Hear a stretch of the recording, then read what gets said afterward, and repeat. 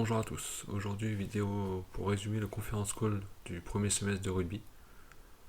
Les résultats sont plutôt bons, attention à ne pas se fier à l'augmentation de l'EBITDA, car il y a un effet de change, il faut donc regarder plutôt en bas directement, et au niveau financier en fait l'effet de change annule presque tout le gain. Effet de change surtout au Nigeria et au Kenya. Au Nigeria, il y a une sorte de dévaluation de la monnaie, donc ça devrait aller mieux au second semestre, et au Kenya, ça devrait s'arranger aussi pour le reste de l'année. Le bitume est en baisse à cause du Nigeria, parce qu'il y a eu des élections, mais ça devrait aller mieux, pareil, au second semestre et pour les années à venir.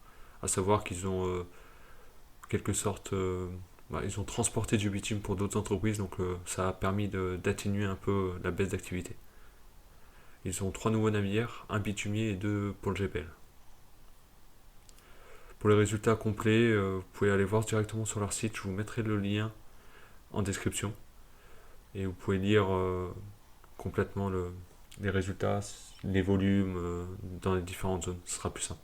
Cette vidéo, c'est vraiment pour parler du conference call et de l'avenir de Ruby.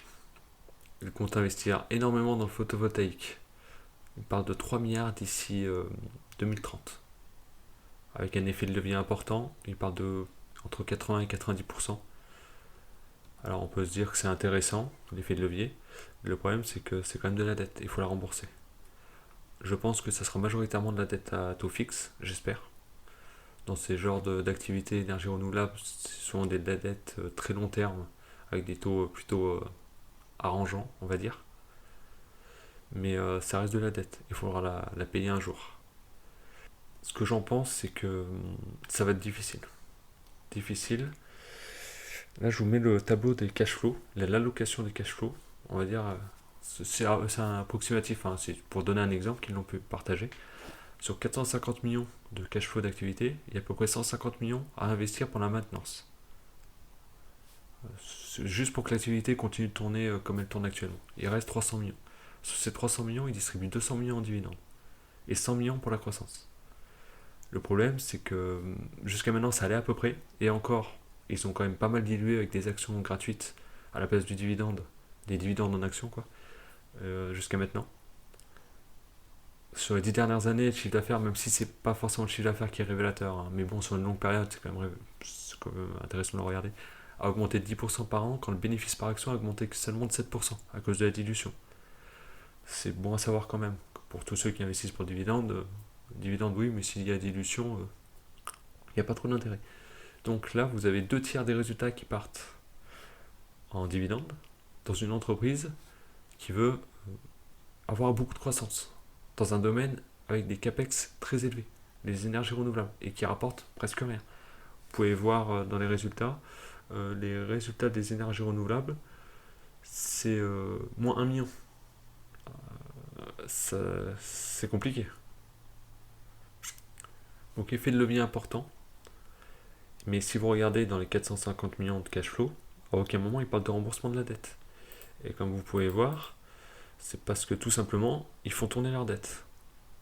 Alors, on peut dire que c'est pas trop mal de tourner la dette. Le problème, c'est que la majorité de leur dette est à taux variable. Soit à taux variable, soit c'est des encours bancaires. Encours bancaires, ça veut dire découvert. Donc généralement, ça a des taux importants.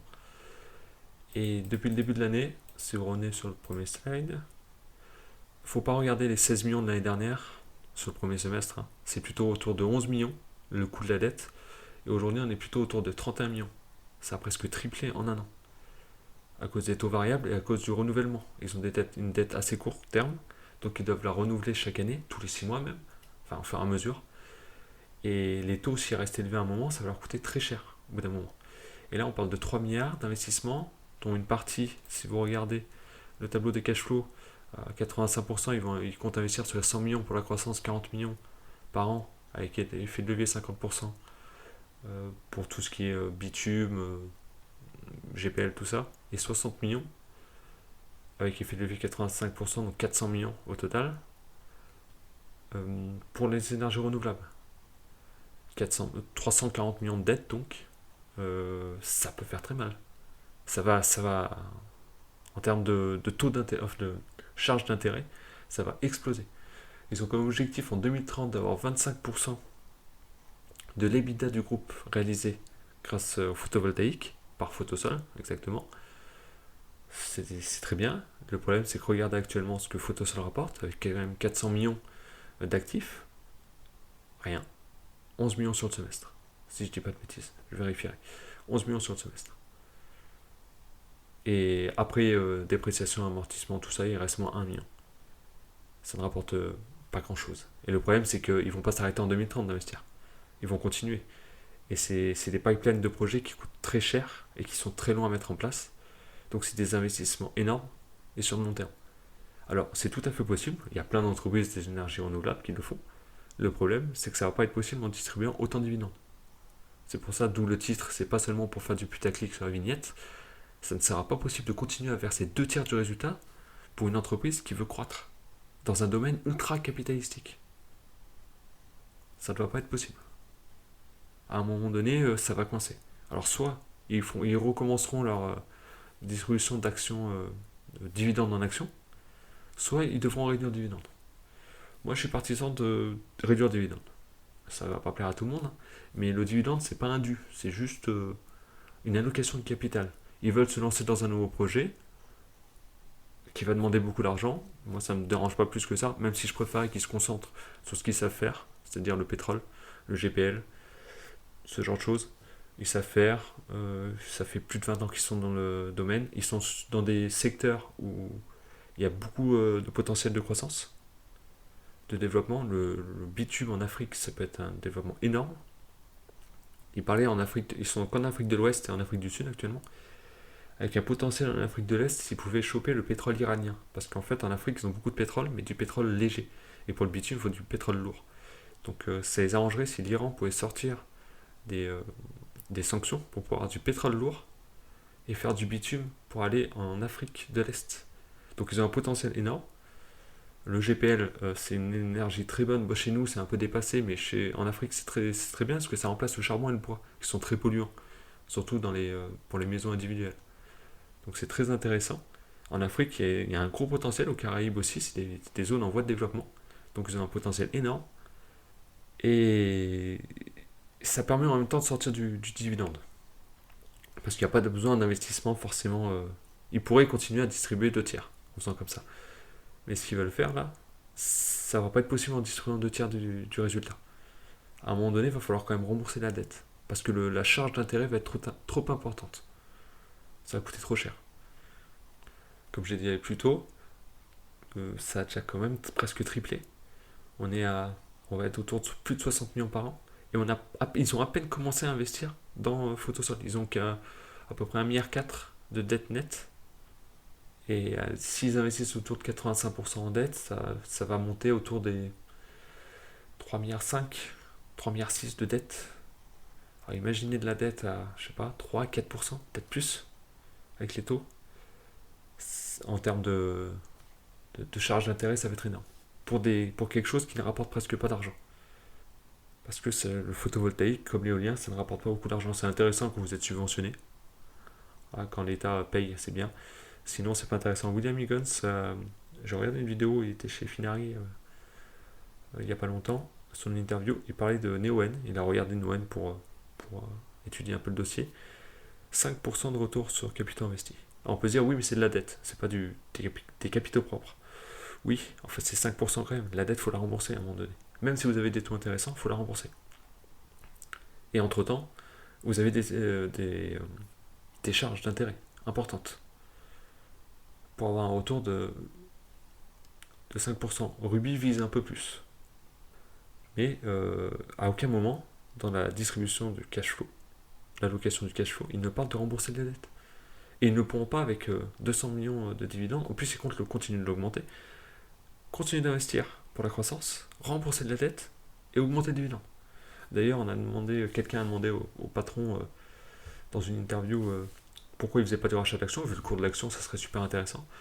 Il a répondu que attendez, on ne fait pas de rachat d'actions car on veut bâtir un groupe solide. Il n'y a aucun rapport.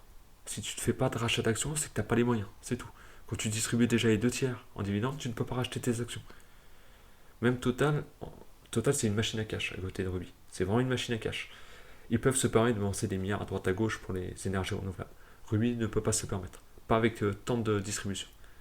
Donc Ruby, moi j'avais investi surtout pour l'Afrique, le développement de l'Afrique. Le bon vieux pétrole bien sale, parce qu'ils en auront toujours besoin. Et commencez par leur parler de voitures électriques en Afrique. C'est bien mignon déjà chez nous, ça va être n'importe quoi, mais alors chez eux, c'est pas pour demain. Mais le photovoltaïque, limite, d'accord, pourquoi pas. Ça permet d'être bien vu par l'ESG, il y a un potentiel, mais pas actuellement. Et la manière dont ils le disent, on compte pas descendre de dividendes, d'ailleurs, dans leur présentation des résultats, écrite, hein, que vous pourrez retrouver sur le site, dès le début, ils disent qu'ils vont augmenter, et plus tard aussi, ils disent qu'ils vont augmenter les dividendes. On voit bien que c'est juste pour tenir les actionnaires. Regardez, ne vous inquiétez pas, hein, on va continuer de distribuer le dividende. Vous inquiétez pas. Ça sera pas possible. Ça sera pas possible. Avec les investissements qu'ils comptent faire, ça sera pas possible. Oui, ils dilueront. Il n'y a pas 50 solutions. Soit ils réduisent le dividende pour pouvoir croître correctement, rembourser de la dette. Voilà. Soit ils vont devoir diluer.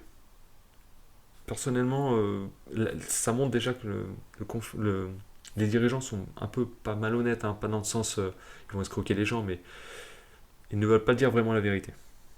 Parce que ça sera pas possible. Je ne vois pas comment, avec les chiffres, on a les chiffres, hein, je vous afficherai le bilan et tout, les résultats, je ne vois pas comment ils comptent faire ça, sans baisser les dividendes, ou sans faire des levées de capital.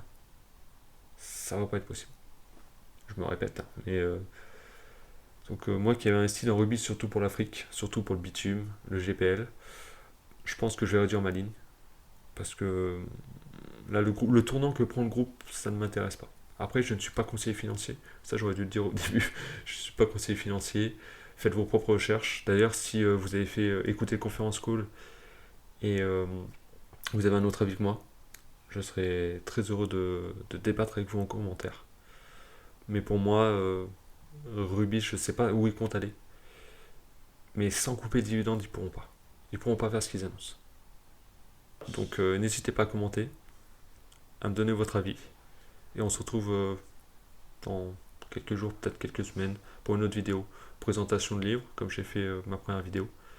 Ou peut-être une présentation d'entreprise approfondie. Là, je vous ai juste présenté le conférence call, les annonces qui ont été faites. Ça sera peut-être une présentation en profondeur d'entreprise. Voilà, à la prochaine.